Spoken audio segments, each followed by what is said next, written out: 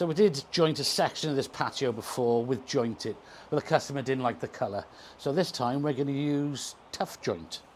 So today's project, we're going to be using the Tuff joint utility brush-in grout. Now this is the super simple way to grout your patio, especially for you DIYers out there. Let me show you how to do it. So before we get going, all you actually need is a squeegee, a soft brush and a sponge. Right, let's get to it.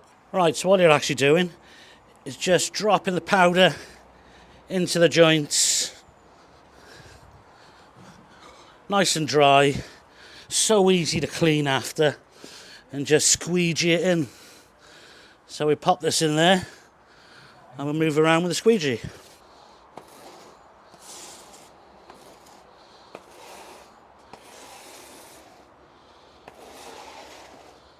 Now when you brushed it all in, just get as much off it as possible.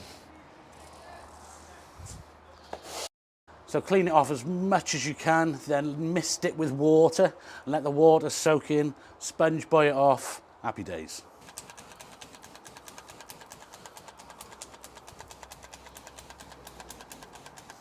So after the application, sponge boy off as much as you possibly can to get the surface nice and clean.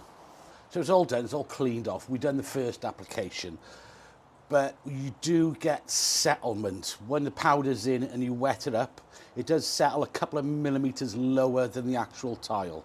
And we've got a pine tree directly above us. So we don't want to get all these stuck between the joints.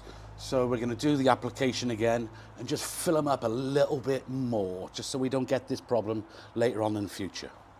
So what we'll do, because he's got an air compressor, take this bit for an example here. You see the bit of excess on it? So what I'll do is a little plan. I'm just going to rub my feet over it. Get off as much as I possibly can so it looks like that. And get the air compressor to just blow all that dusty bits off. And then we'll hose it down. And then there's even less cleaning.